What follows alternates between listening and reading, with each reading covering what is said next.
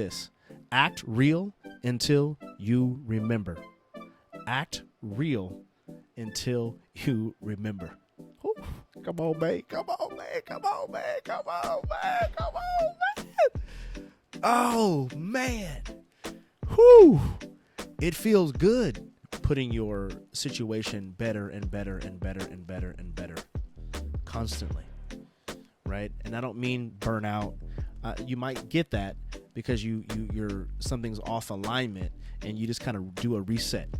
You got to reset, and sometimes we got to do that. Sometimes we have to do that reset. We got to come back and what's going on here? What is going on? I'm a little bit robotronic. I'm not as flowy as I used to be.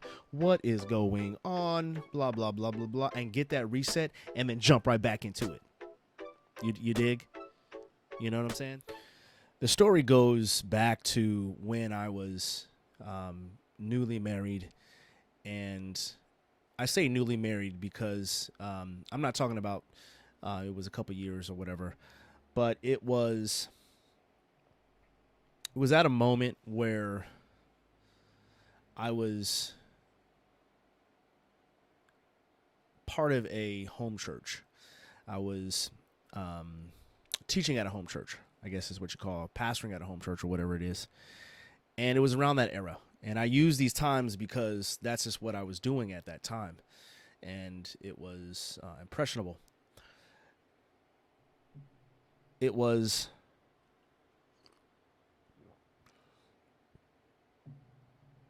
around that time when things needed to shift. And I didn't know it. I was feeling good. Definitely, I was definitely feeling good. That is for sure. And the reason being I was feeling good was because I was in alignment with what I was supposed to be doing, what I thought I was supposed to be doing. And because I was in that alignment, things were flowing. I was flowing.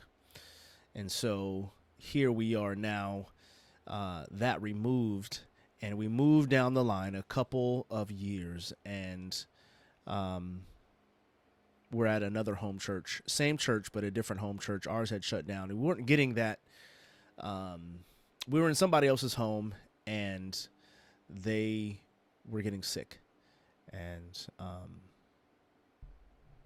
it was just, it was a sad, joyful, grateful experience. And we were in this person's home, and they welcomed us in lovingly into their home to have church. And he lived by himself. He lived with his son, who was a traveling videographer, and he essentially lived there by himself. He had, I believe, somebody who took care of him, a relative that took care of him. And he had a piano in there, and he would play the piano on Sunday mornings before we would start these old hymns.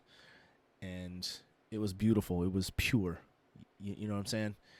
It was rejuvenating. And it was pleasant. You know what I mean? After a week of whatever we were doing in life, and we would come to this place of rest and peace, and knowing that he wasn't going to be on this earth that much longer. He was going to be, he was sick, and so he knew he was not going to be around for a while, and he took all those moments and wanted to spend time with us. You know what I mean? I'm telling you, it was life-changing. You dig? It was definitely life-changing. And after that,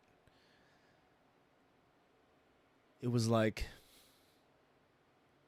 it shifted. The spirit shifted.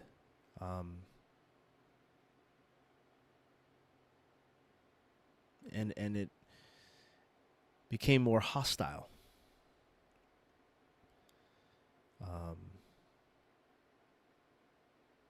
It was weird. You know what I mean? It was just very, very interesting how hostile it became. I'm not going to get into detail. It doesn't really matter. The point is that the marriage. I remember the marriage started to play a part in that, and it began to break down. It began to, so I thought. It began to deteriorate, so I thought. Meaning, it wasn't about the marriage. It was about me. You dig? It was about me and the process that I was in, or the process that I wasn't in, and the truth that I wasn't in. And I had to come to grips thinking that I knew everything, right? Gosh, sometimes I can't take too much of hang out with men because they just think they know every fucking thing. It's crazy. You know what I mean? They can never, it's like, my goodness gracious. Hardly, I shouldn't say never, but hardly, you know? And it's great to have those friendships and to be in positions of friendship with people that can be open and honest. You dig? Because if anything, that's what you got. That's what you got, and it's a lot. And sometimes it's all that you need, with that friend. Is somebody who is going to be open, and is someone who's going to use reflection as a tool to be able to reflect and to go back and say, you know what, this action and these actions and that action with you, this and that, and who I was at this point, I have grown, I have changed, I have come out of that. Here is the spoils of what I have done in my growth, in my battle.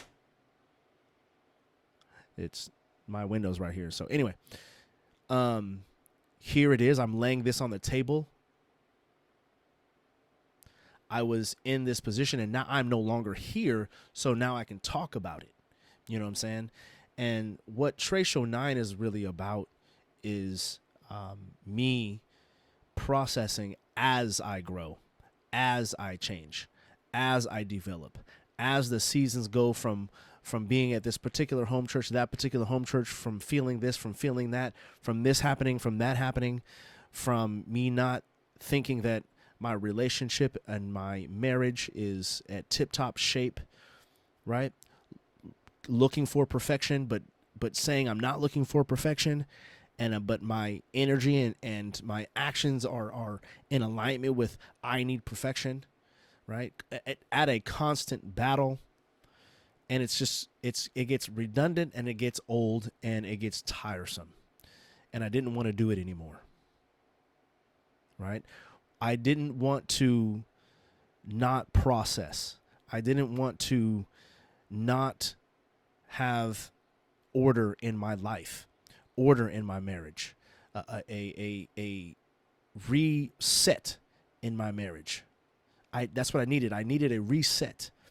And I didn't want to just pause my life anymore. I wanted to figure out how I could, and this is the whole point, is how I could move through life during these different seasons, during these times of transformation, during these times of transition, during these times of transition. I wanted to stay stable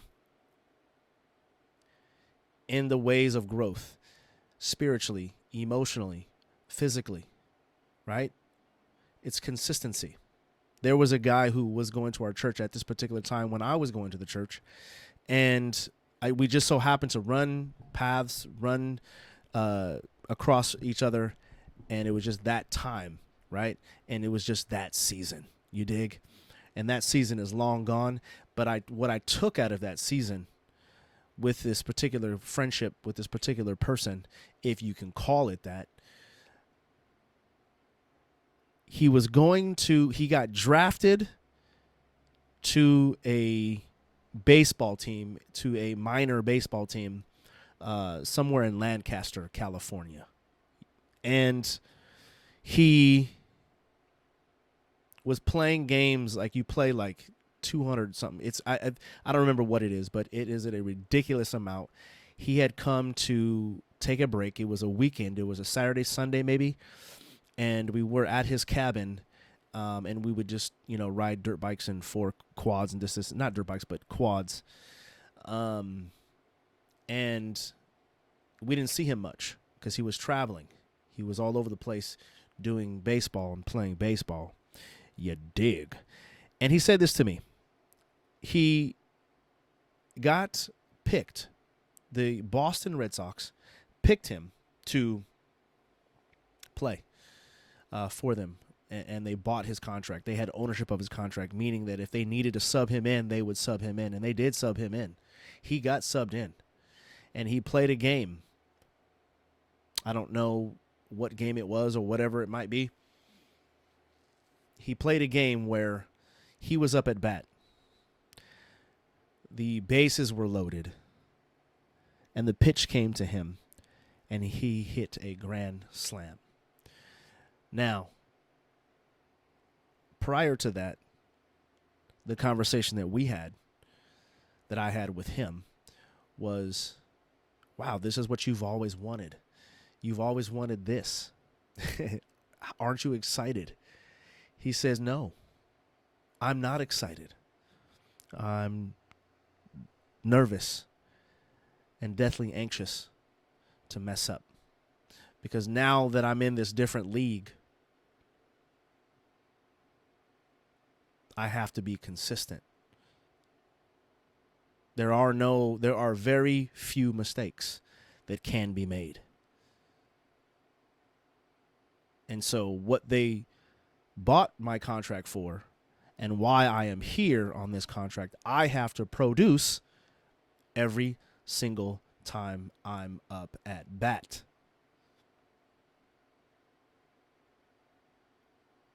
Right? My average has to stay there. It has to be consistent. And so I'm nervous. Because now it's money on the line. And so I wanted to, in my personal life, I wanted to have that consistency even when things were not good.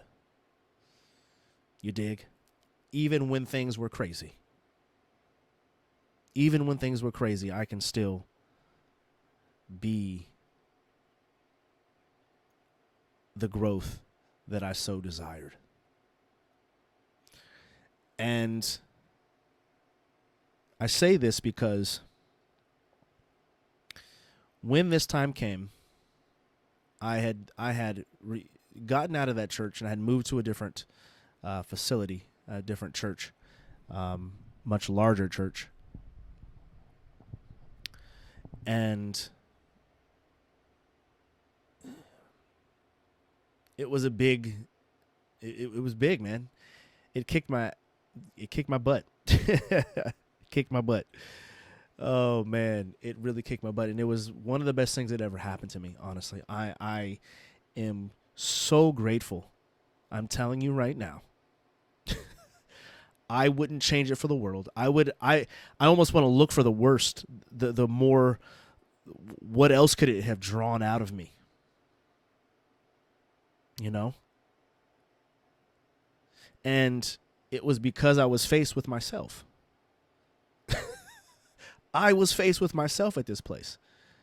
I was up against a larger beast, if you will, a bigger monster, if you will. And it was the best boot camp that I ever experienced, and it has changed my life for the best. I am telling you right now, when it comes to excellence, when it comes to order in a church service, I mean, it was like clockwork. It was like clockwork.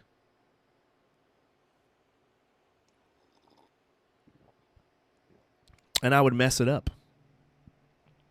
I get so confused because they had so many different things that were going on. You got to talk over here, then once you talk over here, then you got to go over here, and then you go over here, and then you go back to over here, and this and this and that. They had two services going on, and it is a challenge. It kicked my ass. I'm telling you. Oh my goodness. Oh, I look back and it's like I enjoy those times. You dig? I enjoy those. I didn't know it at that time though. I was very pressed. I was very uh uh strung out, if you will. I was wound up really, really, really tight. And that strain, that thing that kept me wound tight with no room to wiggle, it began to affect my marriage. And I began to notice things about myself. And I began to say, I want to change. I want to change. And I would continue to read. Well, at the time, I was only reading the Bible. I wasn't reading anything else. I was only reading the Bible. I was had coaching and counseling and advisory, right? I believe that is key for a man to have advisory. If you don't have advisory, if you don't have a coach, if you don't have advisory, if you're not in leadership on a weekly, monthly basis, if you're not consistently talking to somebody that is going to coach you, and I don't mean your friend that is going to agree with you and not really going to give you that realness, you know what I mean? Because they're afraid to lose you, right? Because they don't know what you're going to do. And so I just bit my tongue.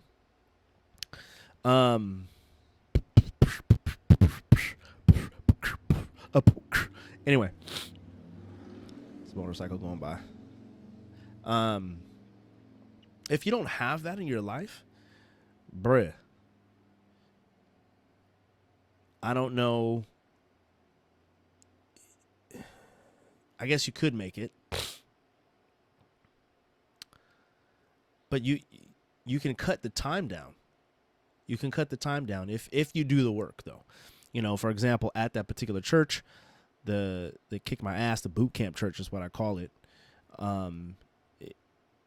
They had a psychologist on site 20, just like every day. He wasn't in the pastoral group.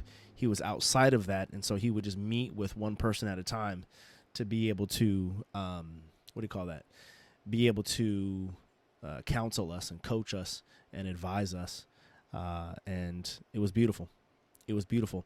And I remember him saying some stuff about becoming a coach and kind of a pathway I needed to take, right? And had I had done that at that time, who knows where I would be, okay? Now, I use that and I say, well, if I can think like that now, when you ask yourself the question, if I go back to my younger self, knowing what I know now, what would I tell that younger self? And whatever I would tell that younger self, and if I'm not doing that right now, then do that and then go from there. And so having him say, here's what you do, 1, 2, 3, 4, 5, 6, 7, go do that, right? And you have to put in that work in order for it to work. The coaching works because you're doing the work. That's how that experience works. You know what I'm saying? And so do the work. That's what I'm saying. All right. Let's jump into it. I'm going to give you some juicy stuff. Let's go into some juicy stuff. Let's go into some stuff that is going to upset some folks. You're going to have to get this. You're going to have to get this.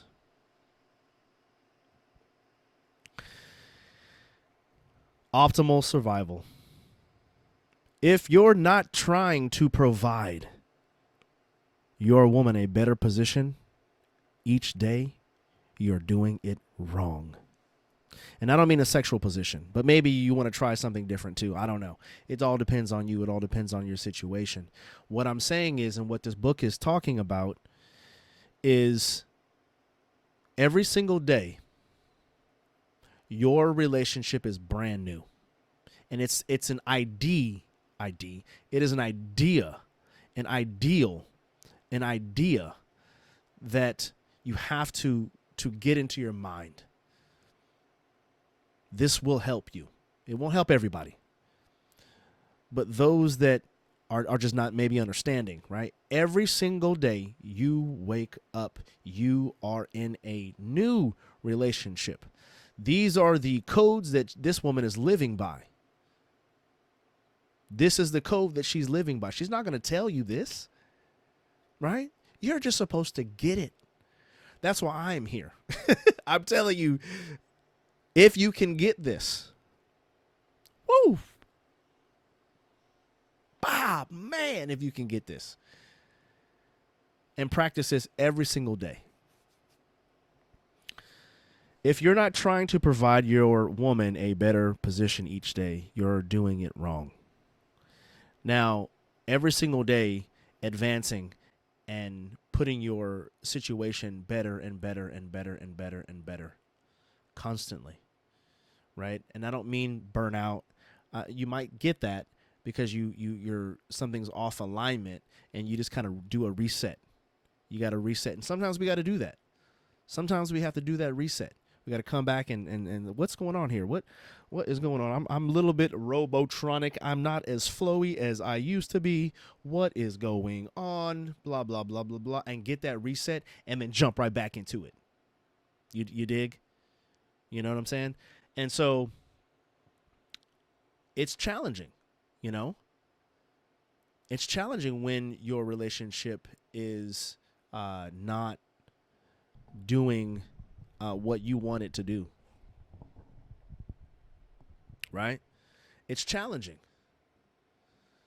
You're going through some hard times. We are not going through hard times right now, but we have these little arguments, right? And financially, we're going through some craziness right now. You know what I mean? Where we're just in a position where we're just not making that money that we used to. And so we've slowed down some things. You dig? We have to slow down some things. And it's causing me to really get on the ball. You dig? And it's causing me to see what position am I putting my family into. This has to be new every day. This has to be on the grind every day. On the grind every day. Nature is consistently seeking a path which leads to optimal survival. It's nature. These things are happening all around us. And as men, you are in need of getting this. Get this. Get this. And if you can't get this, let's talk, right? Because I'm not here to bash you over the head and make you feel guilty and make you feel subservient. But what I am saying is you have to get this. You have to get this. And it's a constant building. So for me, there's less TV, less social media, less hanging out, or less video games, or less this and less that, and more of something else, so that you can continuously go and build and build and build and build and build, because the stakes are getting higher and higher and higher. Because I've committed to certain things. Because I said I was going to do certain things. And because now I have said this, I have to now produce this. And so these are some of the things that I am dealing with, you know, and it's a pleasure that I can deal with it. All right. The spiritual journey is one of consistent transformation. There goes that word again, consistency. Consistent transformation, transmission, getting and being downloaded to. As you pour out, you need to be filled again, because you are pouring out. It's that simple. And you have to find your pour out, right? I choose to have my pour out be meditation, a little bit of physical activity, I recently actually broke my toe. One more again. One more again. I broke my toe one more time. Man, that joker hurt. Whew. I was talking to my kids. I walked into their room, and I thought I saw a remote that was mine, so I was going to go grab it and just to see what it, if that was mine or whatever. When I did that, I stubbed my toe, and then I ended up falling on my daughter on her bed. I was crazy. I was laughing. We were all laughing, and I was in so much pain. And it went away, and then it came back. The pain came back, and it just, it's definitely broken, the little pinky toe, because I definitely cannot move that joker right now. It's crazy. Where is this from? What is that? SF California Mission made tea mug from Phil's Coffee. Phil's Coffee in Cali. Oh my goodness, that junk is so good. Oh my goodness, what do they put in that thing? All right, consistently growing, consistently moving forward. This is the way of the superior man. And I don't mean superior in meaning lord over something. And I know that is actually the definition. If you look at the Black's Law Dictionary and you start looking up marriage and wife, and you see in all these different editions, you'll see that the husband is the lord over. Now, we don't want to talk about that because we don't want people to know that. You know what I'm saying? Because there's a lot, being that it's Women's Month, celebrating women, I'm sure they wouldn't be happy about that.